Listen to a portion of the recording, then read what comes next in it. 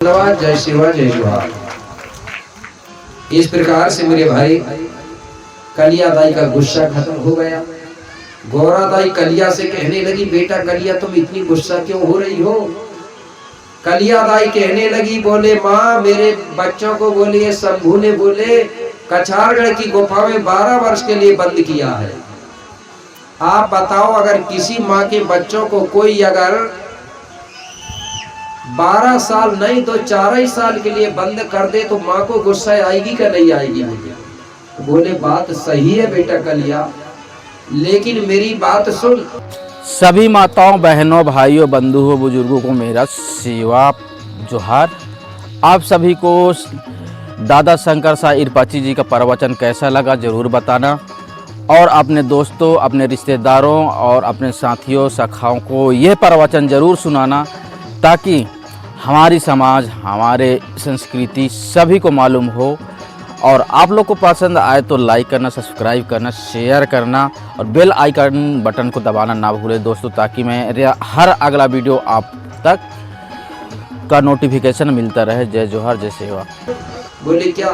बोले तेरे बच्चे गौरा को परेशान कर रहे थे, एक दूसरे के पांव टांग पकड़ के खींच रहे थे।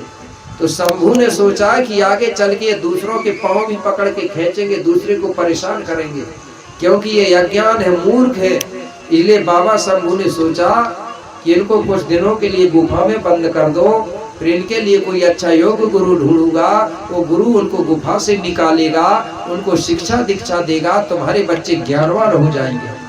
जब तुम्हारे बच्चे ज्ञानवान हो जाएंगे ना, बोले कलिया, तो तुम्हारे बच्चे किसी के पांव पकड़ के नहीं खींचेंगे, किसी को परेशान नहीं करेंगे, बल्कि वो दुनिया में रहने वाली सबका सहयोग भी करेंगे और सबकी सेवा करेंगे। सेवा करते करते आगे चल कर के तुम्हारे 33 ही बच्चे पेड़ बन जाएंगे। क्या बनेंगे?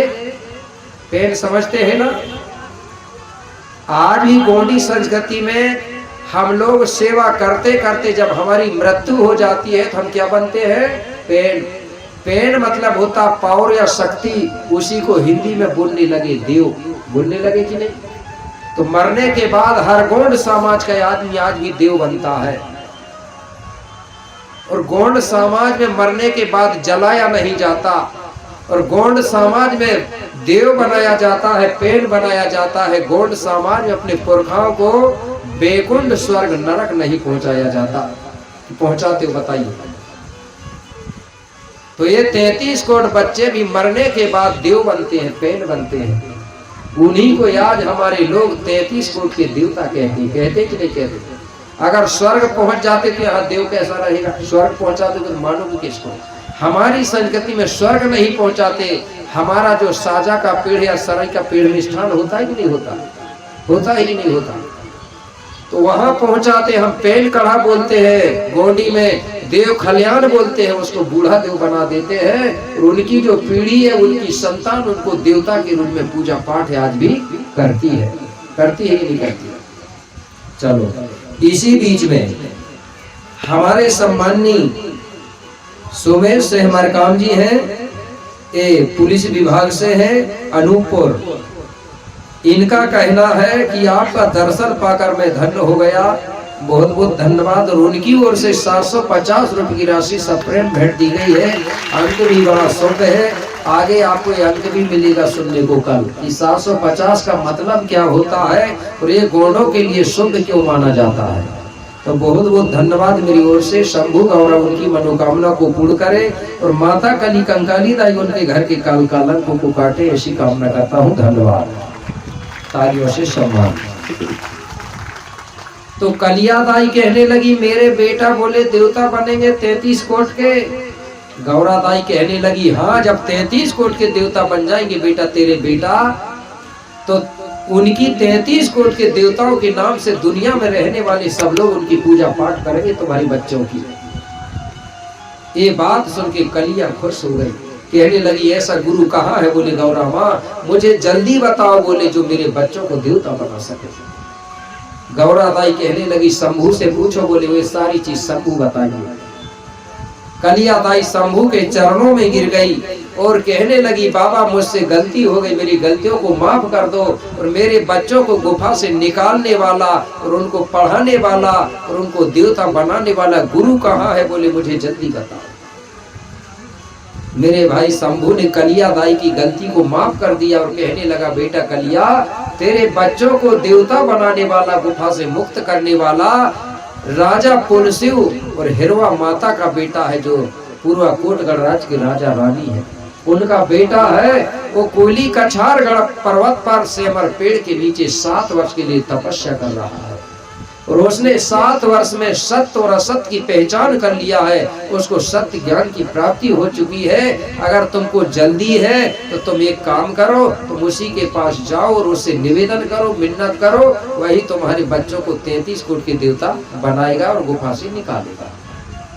माफ कर दिया। अब यहाँ से शंभू बाबा, गौरा दाई, जंगो दाई, कलिया दाई अब विचार मंथन करते वहां जाने के लिए। तो आज की गाथा में ये सुनने को नहीं मिलेगा, कल की गाथा में मिलेगा। अब जंगो दाई, कलिया दाई कहाँ जाएंगी? कछारगढ़। गोपार बाबा से निवेदन करेंगी तो गोपार बाबा इनकी बात मान के बच्चों को निकालेगा कल की गाथा में, और निकालने के बाद गोंडी धर्म पुनेम दीक्षा देगा उनको, और पुनेम दीक्षा देने के बाद वो बच्चे सबसे पहले गोंडी धर्म का प्रचार करते हैं 5 खंड धरती में। भारत अकेला में नहीं, भारत, अरब, ऑस्ट्रेलिया या फिर का दक्षिण अमेरिका, ये 5 खंड धरती गोंडवाना लैंड में इसका प्रचार करते हैं। इस धरती पर सबसे पहले यही व्यवस्था का प्रचार हुआ। इस व्यवस्था को देख करके फिर सब लोगों ने अपनी अपनी व्यवस्था, अपनी अपनी धार्मिक व्यवस्था बनाया। सबसे पहले गोंडी धर्म के बाद में बौद्ध, और बौद्ध के बाद में फिर सभी लोग। ठीक है, ये कैसे बना ये बात कल सुनने को मिलेगा। ठीक है, क्योंकि समय होते जा रहा है और बाजार भी लगी हुई है, आप लोगों की बाजार भी रह गई होगी अभी। दुकान वाले भी सोचते होंगे कि यार छुट्टी कब दे देते हैं। ठीक है, इसी बीच में हमारे सम्माननीय सरिता परते जी है, जो जिला मंडला से है, उनकी ओर से 100 रुपए की राशि प्राप्त हुई है। जोरदार तालियों से उनका सम्मान करें। देखो, आपके अनूपपुर में बालाघाट, मंडला से भी लोग आए हैं। ठीक है ना, अगर दिन में रहता ना तो मैं बता रहा हूँ ऐसे पंडाल ना 4 बनाना पड़ता है। बालाघाट में है, बरघाट में हुआ था, वहां भी देखे होंगे ना आपने कितनी पब्लिक रहती है। अब रात में कर दिए है तो 10-20 किलोमीटर के आएंगे लोग, दूर के थोड़ी आएंगे। ठीक है, अगर दिन में रहता ना तो कम से कम डबल पंडाल लगाना पड़ता, पब्लिक नहीं समझती। क्योंकि आदमी, कुछ लोग तरसते हैं भाई, यूट्यूब में देखे, हम सामने से तो देख लेते, पर रात में करता है तो लोग सोचते होंगे कि रात में जाएंगे तो रहेंगे कहाँ। तो मेरे भाई, हमारी सम्माननीय सरिता परते जी हैं, जिला मंडला से, उनकी ओर से 100 रुपए की राशि प्राप्त हुई है। उनके लिए जोरदार ताली से सम्मान कर देंगे। शंभू बाबा, गौरा दाई उनकी मनोकामना को पूर्ण करे, ऐसी कामना करता हूँ। बहुत बहुत धन्यवाद। तो मैं इस गाथा को यहीं रोक रहा हूँ, तो कल की मुख्य गाथा रहेगी हमारी।